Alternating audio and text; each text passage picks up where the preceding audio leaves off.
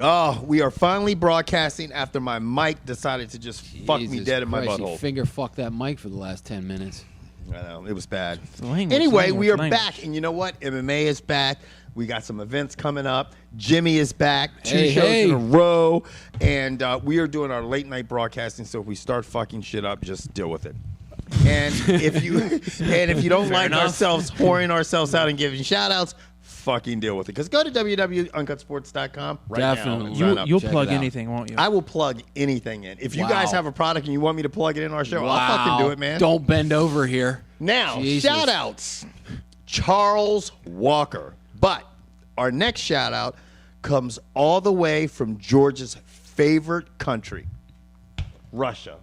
And I'm going to tell you what. The motherland. This guy, Vladimir, what's happening, Vladimir, contacted me via the internet. It's Vladimir or Vladimir? Vladimir. Okay, Vladimir. Okay. I think you pronounced the V. Vladimir? Yeah, I don't know, Vlad. Am I doing it wrong, Vladimir? I'm just glad we found the one Russian that has the internet. You hear that shit? You knew he was going to have a fucked up reaction. He even told me that in the email, man. Anyway, we got to cut you short, Vladimir, because there'll be people fucking trolling us about spending too much time on comments. I mean, shout outs. UFC 145. Woo! It was interesting. It was interesting. We'll get to what the main event was. Obviously, we want to start out with the first lightweight bout between Mark Bojack and Jon. Wait. Okay, Time out. Hold on. Hold the phone. For all you Boston Red Sox fans out there, you can kiss my ass and suck my dick. You guys are horrible. Yep. You were up 7-0 and you lost 15-9. You know George is excited. He's talking about that during the MMA because it's just crazy. Yeah. Sorry, I had to get that out. Half the people tuning in for MMA, they're like, what the fuck is he talking George about? fucking baseball. Watch it. Stop watching Now MMA we're 2 minutes into the video and people are going 2 minutes before you start talking about MMA. Whatever. The first fight of the night, no one watched. Like they have anything better to do. I think I drank a beer around on that one because it just did not entertain me. Bojack got the unanimous decision. Yeah, he looked pretty sharp, actually. He did. He did everything he had to do, which is usually the case when you win a fight. Yeah. And I didn't see that. I'm going to be 100% honest with you. The only thing I saw during that fight was the bottom of my Bud Light bottle. Yeah, it was a good fight. Actually, honestly, it really wasn't that exciting. Yeah, I mean, it wasn't that exciting. I mean, there'll be somebody that'll say, you guys don't value the technical fighting skills. No, motherfucker, we don't. Fuck no. We are idiots, and we like to see people get knocked out. We like the fucking Waffle House Well, fight. at least you know what? I'm an idiot, and I'll admit it. And I'll verify it. The next fight was a featherweight fight between Mark Hominick. And we like this fight. And we did like this fight. And I'm going to tell you what I didn't like about the fight. Mark Hominick did more work after the fight doing push-ups and all that jumping and gyrating than he did in the first 2 rounds of the fight. You're right. Well, he was dodging haymakers. And here's the thing I don't understand. I don't see how anyone had thought Mark Hominick won this fight. Mark Hominick lost the first 2 rounds hands down. Yeah, he got knocked down in each one. He did get – and, it's funny because, I mean, we saw it when he fought the Korean Zombie last time and actually got knocked out like in 3.5 seconds. And Mark Hominick was on a roll. I mean, he was doing very well, but he is really susceptible to getting tagged. I'm going to tell you what. And this guy was considerably – if he stays on this kind of roll, he's going to roll his ass right out to Bellator. Well, hold on. I mean, he is pretty exciting. But at the feather, dude, those lower weight classes, those guys are bouncing around. There's no room for a guy like him. Yeah, I guess not that's if he's going to true. fight like that. Yeah. I don't get that's. I mean, he was looking like he looked like a hot Balboa did steaming after pile Rocky of shit. won. Yeah. And can somebody explain to me what the push-ups were about? You didn't put that much effort into the beginning of the fight. That's what I didn't understand. Like, I mean, I know a lot of guys do this to say, hey, I still have energy. Hey, I'm still going strong at the end of the fight. But you know what? That last 25 seconds when you know that you lost the first 2 rounds, you should have been taking all that energy and trying to knock that guy's head off. Who in his corner was telling him that he won either one of those rounds? Who? Because it's time to get wow. It's time to get a new coach. Owl, man. Well, it's time to get a new coach because somebody's lying. And I'll tell you this, I like the way Yagin came out, man. He was just swinging for the fences. Gotta love a guy like that. Yagin was giving up, probably about 3 or 4 inches. Oh, easily. Like. And he was getting in and tagging Hominick constantly. And you know what? And Hominick, especially late in the second round and the third round, was fucking teeing off on him, and he still was coming in and tagging. Yeah. Dude, I have never seen a person fit that many Q-tips up his nose at one time. That shit he was had pretty 3 bizarre. or 4 in each nostril. It was pretty bizarre. If you guys didn't have the opportunity to see the Q-tip festival, you might want to check it out. Now, bantamweight bout next was literally a couple years ago, Miguel Torres was one of the best pound-for-pound fighters in the world. Now that his was career's prior to him coming into the UFC. And he fought Michael McDonald. And ever since he's come into the UFC, he has struggled. We said that when we did the show, pre-UFC 145, and that was the case. Now he's driving a rape van. Wow. I'm loving that Jimmy's back. Wow. You know what I'm saying? And the safe thing is Jimmy can say whatever the fuck he wants because no one sees him. It's not like he can have a target on his Well, I head. mean, he was But, the one that made the comment. That wasn't No, I me. know. I'm just turning his comment around, and now that his career's over, I mean, bus driver. I mean, the only thing that looked worse than him was his that mullet? haircut. Yeah, it was that mullet. And I mean, I don't understand what has happened to him. He's This is a guy that had a 17-fight win streak and then like a 15 or 16 father fight time. Yeah, think it's just catching up with him. Dude, how old is he? Yeah. Was he 25? I don't know. The 31. guy he was fighting 31? 31. The guy he was fighting basically just got his driver's license. That kid was young as shit. Yeah. And he that's all rocked back. him. Yeah, and he just, you see these guys, man, that are so young. Go ahead, George. McDonald looked like a dude who escaped one of them camps that Jimmy's people did. Yeah, yeah, pretty much. Yeah. Wow. Oh my God. What, man? You got to figure it out. What, man? Look, I'm just bringing the horse to the water. If y'all can't drink that one up, my bad. Because Right. I'm not explaining it. Yeah, It's funny if you do get it. Damn. That guy Michael McDonald has a great future ahead. Yeah, he's got an uncle named Old. And a cousin named Ronald. They paid pimping. Yep. That hangs On out to the with next Grimace fight. and Mayor McCheese. Brendan Pillow Chin. Wow, I used to fight in the wow. UFC shop. But I like to lay on my back and I Snore. He's sleeping well. Seriously, at one point he was laying on his back going, Yeah. I mean, Ben Rothwell put the hammer on him. Well, dude, either Rothwell looked good. yeah, did Rothwell, physically. yeah, Yeah. he looked sharp. And the thing is I don't know whether it was that much on that punch or it's just Shab has a glass jaw, but it didn't look like much. So I mean, he's I been don't knocked know. out by Nog. He didn't get hit. It Yeah, didn't and look like he Nog got. doesn't knock anybody out. Yeah, I mean, Well- that was the thing that freaked me out the most. Is Not Nog is not recently. notorious for knocking people out. Well, Nog was also He's fighting at home. notorious for not tapping out. But How's that shoulder? Well, that's 2 losses in a row. It is. For Ben Schaub, and let's face it, his level of competition. Brendan, Brad, Bob. Who did you call him? I don't know. Ben. Ben Schaub. Ben Schaub. Maybe Very Ben Schaub. Schaub actually would have been a better fight. I'm gonna Yeah. tell you what, because we saw Brandon Schaub lose to Roy Nelson, and then he wins 4 in a row. And the biggest win, I think, out of those 4, I mean, he surprised me by beating Gabriel Gonzaga, and then he turns around and fights Mirko Krokop, who And- are probably yeah. 2 older fighters on Yeah. their way Yeah, out. very much on the decline. And I think we all expected the same thing when he was getting ready to fight Big Nog. Another fighter who's fought way too many fights. We thought he was going to win. He gets wrecked in that fight.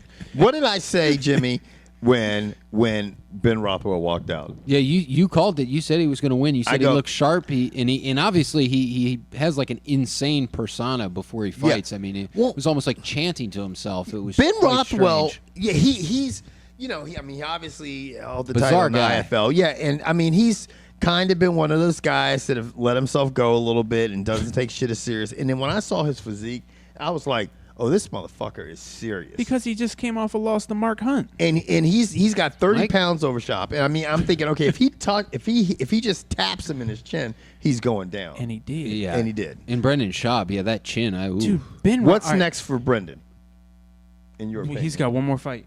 Okay. One more fight. Yeah, then it's Don't probably, care who he fights. Then it's probably the unemployment office. Because I'm more interested in Ben Rothwell. Because if we look at the way he does it, he wins one, lose one, wins one, lose one. If he can string together a couple wins here, I'm And not maybe he saying- can with this yeah, new I mean, he camp may and not this make a new run at the physique and title, but everything. I know what you mean. He's going Right. to fight some better competition. Yeah. He's a big boy. Yeah. He Yeah. could do it if he's obviously got the skill set. If he stays in shape and he's obviously with this new camp, then this guy could turn his career around. Well, there was a heavyweight. he's still young. And there's a heavyweight on the prelim card he could fight, Travis Brown. Yeah, that's what I was Travis thinking. Brown looked nasty. Shorty, that he's been on fire. And the guy he fought was Chad Griggs. Yeah, Chad Griggs looked good this last Yeah, fight. Brown So it won his wasn't like a fight via pushover fight. Arm triangle, first round. Now, let's talk about this welterweight Wow, fight now because wow. I'm going to tell you what, man. Rory McDonald is like He will fuck Carlos Condit up. Special fighter. I would love to see that fight again. He That you should said get a that rematch. He really should. I mean, this guy is the typical Jon Jones in this new breed, and even this other guy that's got the same name, Michael McDonald, although it's spelled different. right. But it's these young fucking fighters that have such a good skill set, are so full of energy, hit you with so many different angles and weapons and knees and elbows and fucking earlobes. And tigers, oh my. Yeah. And it's like he is a very dynamic striker with excellent body control. And he's so fucking cool. And his ground and pound is sick. Because I'm going to tell you right now, when he was on top of Mr. Mills and he mounted him very high, I'm like, he's way too high. He's going to get shaken off. I'm going to tell you what, Mills rolled and McDonald rolled right with him. He did not. And then was just dropping bombs. Yeah, he did not let up. And I'm going to tell you what, that company line bullshit you pulled at the end, talking about, oh, the people in front of me need more. Shut the fuck up. Do what that other Canuck did in your corner. Stand in the middle of the ring and scream for a title fight. Because that who's he going to fight, though? Everybody as good is I don't think he's going to fight GSP. Well, I don't think they'll fight him. I mean, Carlos Condit is a Greg Jackson guy. Well, GSP is trained by what? He trains with the same group. With, I don't think TriStar. McDonald doesn't train with Greg Jackson. No. Because, Greg Jackson's brought in as a consultant to help GSP. A game plan consultant, whatever. Right. Because he trains with TriStar and Ferez. Yeah. Right, okay. And I don't think McDonald needs to change camps. But what's up with this? So what's next for this other guy, Che Mills? Not to be mistaken for Les Mills, who brings body pump and RPM spin class to your local gyms. Straight out of Australia. Wow. Might. I mean, I know where he's going tonight. He's definitely going to the hospital. Yeah, his face was. That was pretty fucked up. That's a lot of things. We saw a lot of fucked up faces. I mean, yeah. What was the one fight? The dude sitting right in front of me all night long had an ugly face. Huh? The dude sitting in front of me all night long had an ugly face. Oh, Jimmy? Oh yeah. Damn, that's just fucked up. Wow. Anyway, who's next for Rory McDonald? I mean, that's what we got. That's what. We here. What about you guys? Who is next in line to fight Rory McDonald? Diaz. What about Nick Diaz? I'd love to see him get pounded by Rory. I mean, McDonald. what's his status right now? Is he getting suspended? Dude, it's such a joke. I'm sure he's smoking. All it is Nevada's revamping their thing. He was fucking yesterday, fucking 420. Oh, for show. But you got to know he'll be fine. It's so stupid. He shouldn't even be. It's just aggravating. Yeah, it's not like it's metabolites. So he smoked weed. Okay, he didn't smoke weed the day of the fucking fight. And let's face it. I mean, it's not exactly a performance-enhancing drug. Oh no! Don't ask Joe Rogan that. Joe Rogan, you smoke weed and then go roll. It helps you. It helps you relax. Joe Rogan looked bad tonight. Everybody said that. I saw him at the weigh and he looked better because he had cut his hair. Dude, he looks like an AIDS patient. Yeah. A heavy AIDS patient. I know that shit doesn't happen often. He's like a first stage AIDS patient. All strung out hair, fucking eyes sunken back. I didn't know there was complexions all fucked up. Dude, he looks scared. Get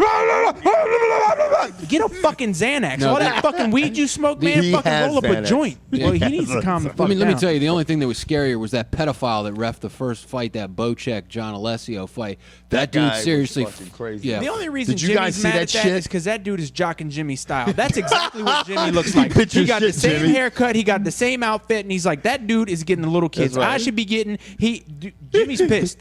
Don't take it easy. I'm telling you, man. He's moved in on my territory. Right.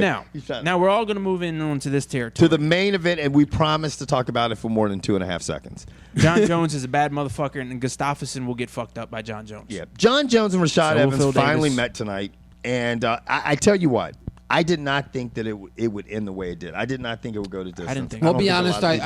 If it did go 5 rounds, I expected an opposite winner. Yeah. If it did, I never expected it to go 5 rounds. I will say this. Let's just go around the table real quick. Jimmy, what impressed you? What surprised you most about the fight? What surprised me, I guess, was that it went 5 rounds. What I was impressed about was Rashad Evans, you could tell, knew some of the subtleties in Jon Jones' game. Right.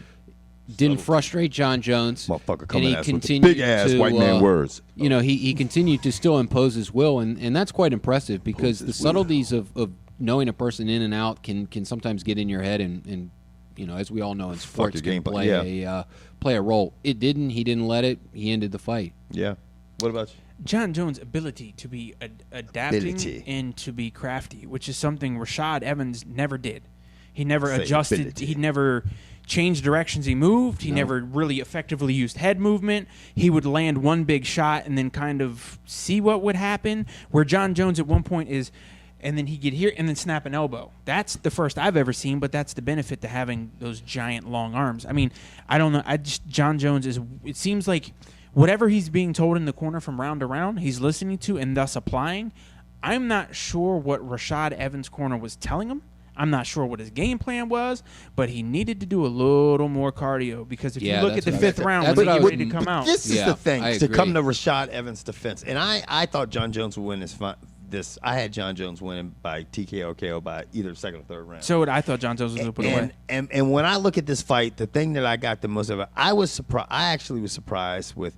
I sit back and I think, okay, Rashad Evans is very underestimated and overlooked. I mean, because he's fought Jon Jones the best to this point so far. And let me tell you something. When you're giving up 5 inches in height and that much more in reach, and you got to come in and come back and come in and come back. Every time he's taking a shot, he's got to pedal in and boop and then come back out. And he's got to constantly move to stay out of Jon Jones' race. That is exhausting. Well, I was kind of surprised that once Rashad Evans got in, why didn't he stay in and try to use his wrestling?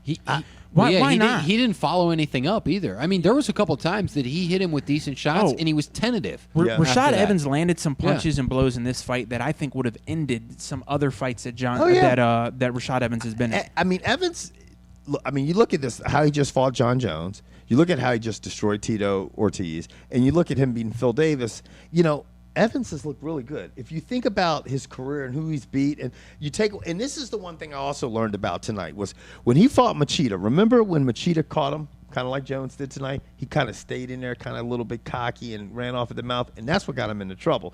Tonight, when he got those fucking elbows, he got out of there fucking quick, and he kept the distance, and he kept his hands up. I mean, he does have a chin. He recovered well. Mm-hmm. He was definitely rocked a few times. But like what George said, and that's the point I think that was key, is what I was most disappointed in was Rashad Evans' cardio. I mean, from the 3rd round on, he was done. What did he throw in the 3rd round? 10 punches? Yeah, he was. I mean, it was highly inactive. Now, but let me ask you this on the flip side, and this is, I think, okay, seeing that he was fading so much, didn't you guys think that Jon Jones would be able to finish him?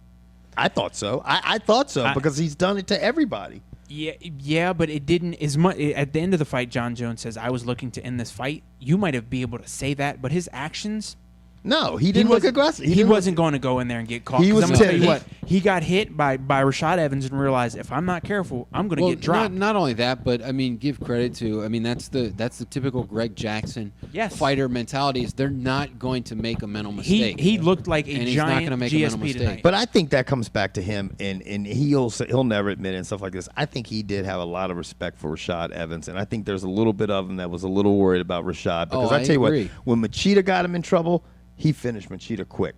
You know what I mean? He was more aggressive, and I don't know. You didn't see that formula with Evans. He wasn't as aggressive when he got tagged by Evans. He backed off. He used his reach as an advantage. And like Jimmy said to lead off, I think a lot of that has to do with Rashad Evans is in there, and he's seen it before. Yeah. It's one thing to watch tape because even with tape, you don't have that face to face. Right. You're going to get, an angle over the shoulder and you're trying. Rashad Evans he blocked a tremendous amount of head kicks. Oh, he did. Yeah. I mean, I don't think Jon Jones cleanly landed a head kick all night. No, he did. And I can tell you right now, Rashad Evans can probably look at Jon Jones and know what he's getting ready to do, except for those elbows tonight because we haven't seen those at all. And Rashad admitted that he was like he was being crafty. And he's like I didn't know what to do. Well, you saw it when they interviewed both fighters. It was a lot of respect there. Yeah. I mean, both of them had to say positive things about the other one because it's like, neither one of you dominated. No, it was a good fight. And it was. I mean, obviously, it wasn't even Jon Jones won the fight by unanimous decision, but I think it was much closer than anybody would have had it. I mean, obviously, with Vegas had it because Vegas had it just, I mean, with those types of odds, you would think that he was going to just fucking a knockout or be finished. Right. So, anyway. Question for the two of you.